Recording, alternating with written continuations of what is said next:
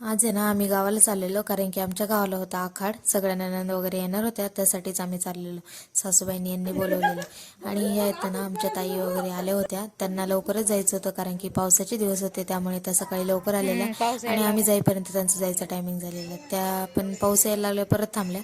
आणि त्या ना वारीला गेल्या होत्या, तर ते तिथलेच सगळं दाखवत होते नाही का, काय काय झालेलं, व्हिडिओ वगैरे काढलेले तेच दाखवले. त्या तर गेल्या होत्या, पण मग बाकीचा स्वयंपाक करायचा राहिला होता. तर मग ही चूल वगैरे पेटून घेतली. चूल तर पेटतच नव्हती, कारण की ना पावसामुळे ना हे सरपण वगैरे ना सगळं ओलं झालं होतं. कशी बशी पेटवली आणि हे चिकन घातलं शिजवायला. तर ह्या टोपाल्याने हे चिकन जास्त झालेलं, पण ते काही हलवलं कसं तरी आणि घातलं शिजायला. म्हटलं जाऊ दे नाही का, ते शिजून वगैरे घेतलं. आणि ना हे सरपण आहे ना पेटत नसल्यामुळे ना एवढा धूर होत होता ना, पण कसं बसं पेटवलं. मी ना तसं चुलीवर स्वयंपाक केलेला आहे, पण 2-3 वर्ष झाले आता चुलीचा माझा काही संबंध जास्त आलेला नाही. आणि पण ह्या वर्षी मग म्हणजे आजच नाही का परत चूल वगैरे पेटवली, तर एवढं धूर वगैरे लागत होता ना, एवढा त्रास होत होता. पण म्हटलं चला करूया काहीतरी ट्राय. तर नानींला म्हटलं मी आलेच मागून.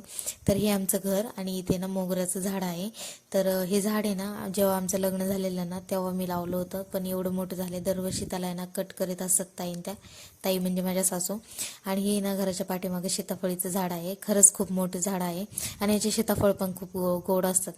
तर इथे बाजूला आहे ना केळीचं वगैरे झाड आहे. आणि हे घराच्या खालून आमचं वातावरण असं एवढं छान होतं ना पावसाच्या दिवसात.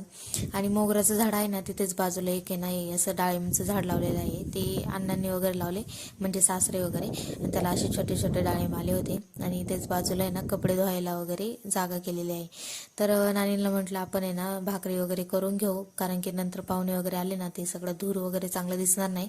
आणि त्या म्हटल्या हो चालते. मग म्हटलं मी देते बनवून, तुम्ही भाजा नाही का, मला चुलीवर भाजता नाही येत. तशा मी बनवू शकते, स्वयंपाक वगैरे करू शकते, पण भाकरी नाही भाजता येत, बाकी सगळं येतं. तर चुलीवरच्या भाकरी पण खूप छान लागतात. त्यामुळे चिकन वगैरे असेल ना तर आम्ही चुलीवरच करत असतो. आणि आज पाहुणे पण जास्त येणार होते, त्यामुळे मग म्हटलं चुलीवरच करता येईल. अशाच गप्पा वगैरे मारत मारत मी बनवून दिल्या. आणि नानींनी ना भाजून घेतल्या. नानी म्हणजे माझ्या सासू छोटा. तर संध्याकाळी आम्ही पण घरी आलो. आणि घरी आल्यावर यांनी ना फालुदा वगैरे आणला होता. तर फालुदा वगैरे खाल्ला आणि असा होता आजचा दिवस, म्हणजे आखाड दिवस नाही का. तुमच्या पुढे तर ठेवायचं. बाय.